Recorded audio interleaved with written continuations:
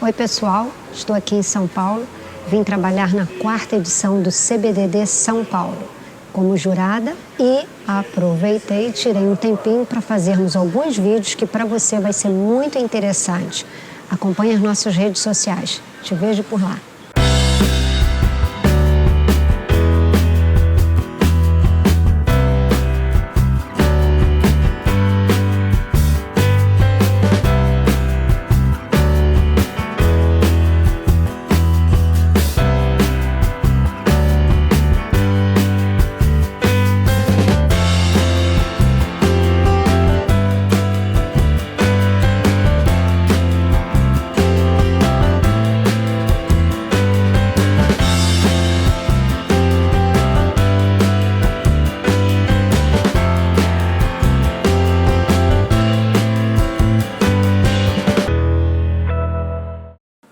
Oi pessoal, hoje nós vamos começar de forma diferente, com um texto. Dizem que nos pequenos frascos estão as grandes essências. E eu vou trazer uma pessoa que é exatamente esse retrato, Guivaldi de Almeida. E vocês não têm noção dessa grandiosidade desse profissional. Nos acompanhe. Oi Guivaldi, para mim é assim um momento de muita felicidade, porque eu vou te dizer uma coisa, eu vou narrar aí, hein? Agora vai ficar registrado. Você foi um grande exemplo para mim. Eu me inspirava quando comecei a minha carreira de eu vou ensaiar as crianças, eu vou criar bailarinos. Eu me espelhava em você. Eu estava lá no Rio de Janeiro e já sabia de você e da sua mãe. Claro, a gente não pode deixar de falar, de citar na grande Aracê, né? E eu dizia assim, eu quero ser um dia igual a ele. E a gente sempre fala assim, quer ser grande igual a ele, né? Você ainda agora falou, eu queria falar. Não, você já é grande. Né? E aí eu perguntei para ele que o nome dele é muito diferente. E aí ele falou assim, você sabe que no mundo só tem eu e meu pai? Aí eu falei assim, meu Deus, deve ser de... Aí eu falei, mas é tão diferente o nome? Ele falou, não sei se ele se espelhou em Vivaldi. Tá aí porque o sentido artístico, né? Então, muito, muito obrigado por você aceitar. Primeiro, pelo convite, segundo, por aceitar, viu? Então, começa falando um pouquinho sobre Guivaldi de Almeida, você por você. Fala um pouquinho de você. Eu, por mim, a minha carreira é meio inusitada, né? Porque Exato. Na verdade, assim, eu sou uma pessoa... Eu não fui bailarina profissional, eu estudei um pouco de balé. Talvez por minha mãe também não me encorajava muito, talvez tinha dificuldades físicas, né? E aí, mas eu era tão apaixonado que de alguma forma eu precisava estar no meio do balé. E aí o ensinar começou a me chamar muito a atenção. Eu sempre tive um olho bom para ver erro, para ver defeito. E eu sempre falei muito sobre isso no decorrer da minha carreira. Se eu aconselhava uma pessoa a ser assim como eu, né? Eu acho difícil, eu não me acho melhor que ninguém, mas é que eu acho que eu tive uma sorte, um talento que foi nato, né, de ter. Porque eu acho que você ser um ensaiador, você ser um professor, para o professor mais ainda, você tem que estudar método, enfim. Mas ensaiador, você tem que ter um muito bom olho. Autodidata. Isso, eu sou autodidata. Você é autodidata. Eu sou autodidata, é isso mesmo. Então, assim, às vezes eu acho realmente difícil mesmo. Existem outros casos no mundo que aconteceram como eu. Mas eu não acho que é fácil.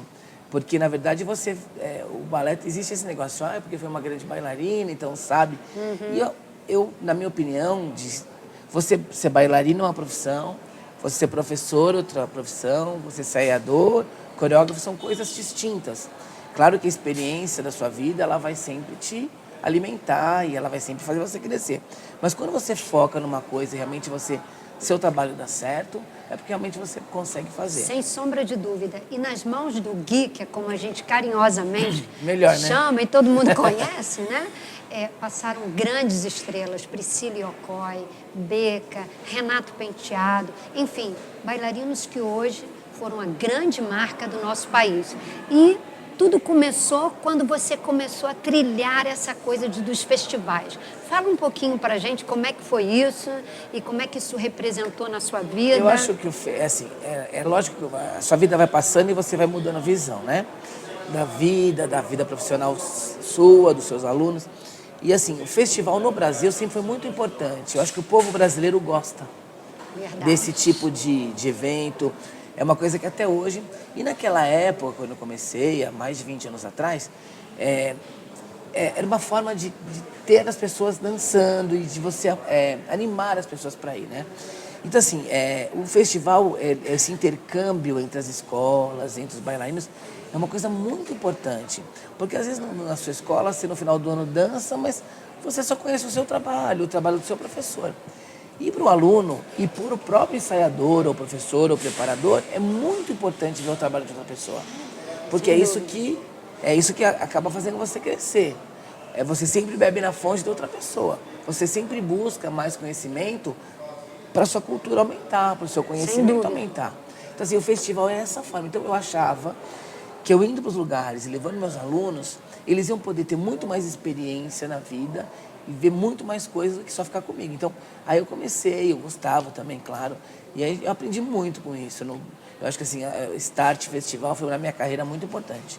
E lá nos Estados Unidos, Gui, assim, nas maiorias das escolas, né, as grandes escolas, elas não são muito adeptas aos concursos. Sim.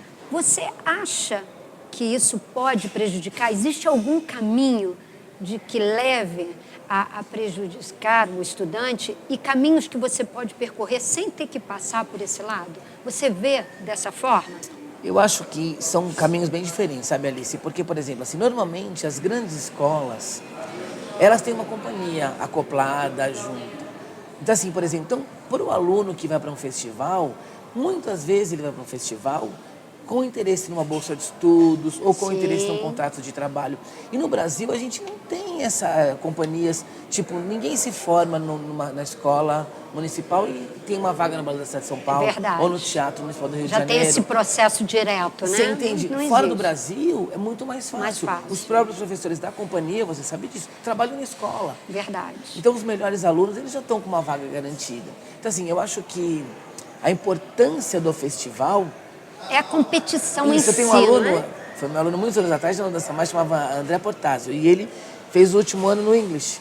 Ele me falou assim um dia, que ele estava no Brasil, quando a gente está no último ano no English National, a gente tem que fazer um currículo para entregar na companhia. E ele tinha lançado no Brasil, em Cuba, festival. Então assim, ele falou, quando ele entregou o currículo dele, ele olhou dos amigos dele e não tinha nada.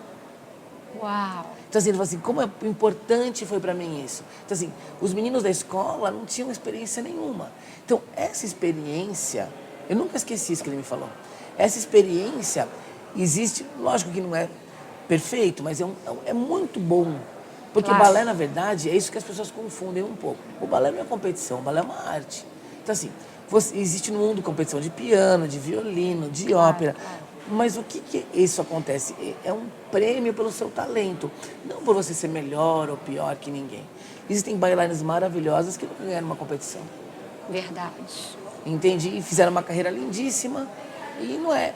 A competição ela serve para o bailarino poder se mostrar e por ter interesse, de muitas vezes até mudar de companhia, ou mudar de trabalho, ou tentar uma companhia. Mas não porque ele vai ser melhor que o outro ou melhor que o outro.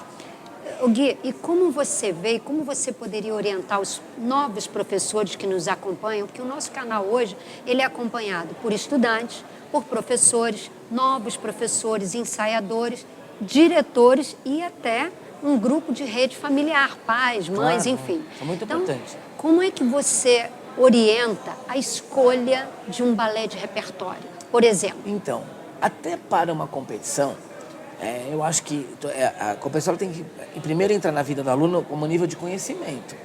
Porque assim, você não pode ir numa competição achando que você vai ganhar, né? Verdade. Você está na chuva para se molhar. Isso. Né? Assim, você já tem que ter essa cabeça. Porque se o aluno já entra achando que ele tem que ser premiado, já a pessoa fica...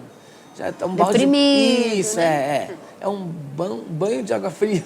Exatamente. Né? Então assim, primeiramente, quando se pensa numa competição, você tem que pensar que às vezes o bailarino para uma competição, ele é incisivo, é um bailarino de competição, que realmente tem uma técnica forte, tem fouettes, ou tem piruetas, ou tem...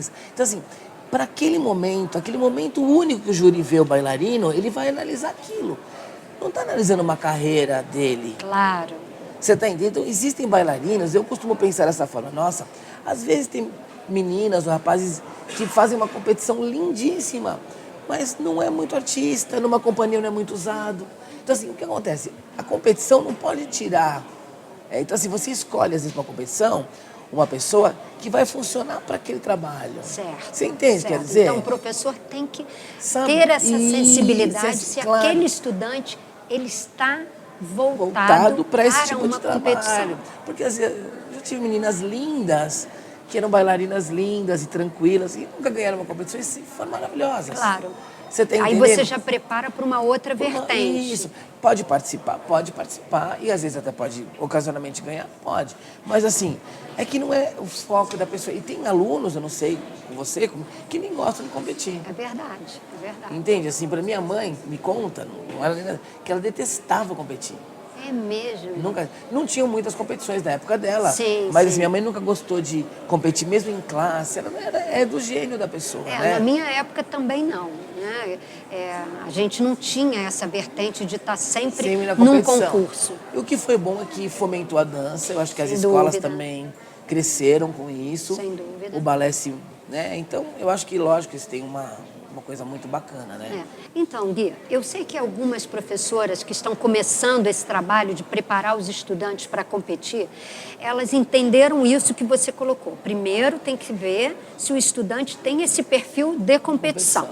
Ok, tem o perfil de competição, qual o segundo passo? Eu queria que ela competisse em variação de repertório. Como é que ela deve fazer? Olha, assim, eu sempre aconselho e penso uma coisa assim. Eu acho que a variação de repertório é uma coisa muito importante na carreira. O balé de repertório é muito importante na carreira. Mas não quer dizer que se ela não dançar Gisele ou Paquita, ela não vai ser uma bailarina. Gente, olha lá, hein? Você entende? Eu acho que as pessoas perderam até um pouco hoje a criatividade. Uma criança, às vezes, ela quer fazer uma variação de repertório que ela nem está preparada, só por fazer uma variação de repertório. E se o professor for esperto, consciente, criança, existem coisas lindas para você fazer com criança. Então, o repertório é muito comparativo. A gente tem que lembrar que os balés de repertório foram montados para grandes estrelas da dança. E assim, então a gente nós somos mortais. Processo. É um processo. Simples mortais, exatamente. É um processo, por exemplo. Assim, às vezes a menina dança a variação de Don Quixote num concurso, ela fala, eu dancei Don Quixote. Não, você não dança Don Quixote. Você está fazendo estudo a respeito desse balé. Isso é muito claro, tem que deixar muito claro para o estudante. Isso é muito importante. E aí você vê uma menina, tem condições. Na minha opinião, eu acho que você, primeiro quando você for fazer uma remontagem, não sei se a gente vai falar isso depois, mas eu vou falar agora. Não, vamos lá, que a gente vai... É um bate-papo, nós vamos seguindo. Primeiro você tem que ter a fonte das grandes companhias. Porque hoje em dia, com o YouTube, se você falar para um aluno na sua sala, eu vou montar a variação de Gisele para você, ela já sabe. Sim, porque ela vai no YouTube e E decora antigamente tudo. tinha que uma professora ensinar, os grandes mestres ensinavam. Então, assim, mas se ela viu uma variação, que é a remontagem da remontagem da remontagem. Então, eu acho que o professor tem que ter a responsabilidade, quando ele vai preparar um aluno, estudar a fonte certa das grandes companhias. Paris Opera Ballet, Bolshoi, Kirov, que eles mesmos, as versões divergem entre si, mas elas estão bem mais próximas das originais. Das originais, perfeito. Então, o que você vai fazer? Você pode adaptar? Existe adaptação para o seu aluno, claro. Mas você já tem que adaptar direto da fonte original. Claro. Porque senão vai adaptando, quando você vê já é outra coisa. E uma coisa que eu também prezo, eu acho assim, quando você faz uma variação de repertório, você tem uns requisitos técnicos para você fazer, que você não pode fugir daquilo. Então, assim, por exemplo, se uma variação que tenha grand fouetté, você escolhe uma variação, um corsário que tenha grand fouetté, por exemplo. Você vai montar para uma menina que não consegue fazer grand fouetté e muda a coreografia? Pois é. Monta outra coisa. Exato. Então, eu acho que às vezes um pouco eu sinto, quando eu viajo, quando eu sou júri, que falta essa sensibilidade um pouco. Porque fora do Brasil, aqui no Brasil a gente tem um grande problema, talvez por a gente ser mais novos, sermos mais novos, diversão, porque diversão. Fora do Brasil eu não sinto isso tão problemático. É verdade. Mas assim, você percebe que as pessoas têm um sentido coreográfico. É uma remontagem pensada. Não pega a primeira frase de um balé, a segunda frase de outro. Não. Exato. Você entende? Então, isso é muito importante na cabeça do professor. O que ele está apresentando. Claro que você vai trabalhar pirueta, vai trabalhar os pés, vai trabalhar andar, mas quando você faz uma remontagem, para você montar uma coisa de qualquer coreografia, monta uma coisa livre. Claro. Claro. Se o cuidado. repertório tem que respeitar uma regra, É o cuidado, um cânone né? de dança clássica, você também tem que... Porque nós, professores, a gente é responsável pela outra geração. Se a gente faz isso, quem vem depois também vai se achar nesse direito. E é tudo que foi Perfeito, feito, Gui, esse perfeito. trabalho de tantos anos que foi feito de manter Gisele, Bela Adormecida, Don Quixote vai se perder. Ai, que bom, Gui, que você tocou nesse assunto, porque às vezes a gente é tido assim, ela só gosta de ver a variação na Não. íntegra, não vai mostrar para a Aliciaja porque ela só gosta... Não, é esse cuidado, pessoal, né? De respeitar as Isso. montagens oficiais. Claro. Se não está pronto, não faz esse agora. Faz outra coisa. Né? Vai buscando até dentro do clássico livre. Sim. Ontem você deu uma orientação fantástica, que é o assunto que eu quero tocar agora. Porque o Gui hoje, ele é curador do CBDD São Paulo. Ele é responsável por esse festival do Conselho Brasileiro da Dança, porque ele é delegado do Conselho Brasileiro da Dança em São Paulo. Então, ele ontem estava dando uma orientação para o corpo de jurados importantíssima, né, como organizador. Fala um pouquinho para a gente sobre essa, eu vou usar uma palavra meio forte, mas é a que vale agora, né? A manipulação de guiar um corpo de jurados com a experiência que você tem. Então, primeiro, quando eu me propus a fazer o CBD aqui em São Paulo, eu sempre prezei por ter uma banca julgadora competente. Então, a banca julgadora num festival, ela tem que ser completamente... Eu não chego... Você estava na banca, nem fui lá. Eu nem sei hoje nota, não sei nada, porque eu acho que eu tenho que escolher uma banca que tenha total domínio do que está fazendo. Mas a banca também tem que entender que o festival tem um propósito. Uma direção, uma curadoria, então, assim, claro. Existem muitos festivais no Brasil hoje em dia. E o que eu acho, assim, você fazer um festival só por mais um, para mim não ia dar nada. É uma dor de cabeça nesse país, trabalhando com cultura, e organizar um evento, você sabe mais do que eu como é difícil. Então, assim, para fazer uma coisa que eu também não acredito, não adianta nada. Então, assim, o que eu acho, eu ainda falei assim, eu quero que vocês sejam justos. Não precisa agradar ninguém para voltar ano que vem. Eu acho que você, quando agrada um professor só por você querer que ele volte, é um serviço para a dança. Porque se a gente não está cumprindo a nossa missão de educador, não adianta nada. Claro. Eu, como júri, e acredito que você também, os nossos colegas, a maioria do comentário é para o professor. É pouco que você fala para o aluno. É verdade. Porque o aluno, ele vai obedecer o que o professor falou. Ele não tem como ele chegar no palco e fazer o que ele quer. Então, assim, o que acontece é isso. Eu acho que a banca tem que ter completamente sábia das suas decisões, eu não me meto. Por isso que eu convido vocês para vir, claro, que eu acho que confiante nisso. Eu nem vou lá, não quero nem saber. Mas você já deixou o seu recado no início. Mas eu já falei, eu quero que vocês sejam justos. Assim, claro, você não precisa, a gente, lógico, está no Brasil, existem N problemas, que no fundo eu também não concordo muito. A gente sempre fala, mas a gente está no Brasil, eu trabalho muito no Norte, Nordeste, e às vezes a pessoa fala, mas eu estou no Norte, isso não é desculpa. Claro que não. Hoje em dia a internet, uma passagem de avião não é mais tão cara. Então, assim, se a pessoa quer se informar de verdade, ela pode fazer isso. Então, eu fico bravo. Uma vez um colega meu falou uma coisa e eu nunca mais esqueci. Ele falou, Gui, eu sou um médico. Se eu trato meu paciente com a medicina de 40 anos atrás, ele vai morrer, não vai? Se você tratar o balé como se tratava 40 anos atrás, ele vai morrer. Com certeza. Então, assim, o que acontece, nós somos os responsáveis por esse futuro. Como que a gente está vendo o balé hoje? Como que a técnica, como as pessoas estão desenvolvendo, como a técnica se aumentou tanto, purificou tanto. Antigamente, uma menina de 11, 12 anos não dançava nada. Hoje ela faz um grampa dedê. É verdade. E isso foi com os métodos e com a forma de ensinar. O mundo fazia essas reuniões que a gente faz. Exatamente. Esses simpósios, esses encontros. Foi cada um bebendo da fonte do outro, aprendendo e crescendo, isso. desenvolvendo. E eu acho que isso fundamentalmente, professores, que o nosso canal está focado. Sim. Eu vou falar pela terceira vez sobre o inatingível. Profissionais como o Gui, como tantos outros que a gente tem entrevistado no nosso canal, estão aí à disposição em passagens baratas para você estar sempre estudando. Aprender mais Sim. é ensinar melhor. E a gente, como professora, você tem uma super experiência, claro, você vai saber o que eu estou falando. Você sente quando a pessoa tem essa sede de querer saber.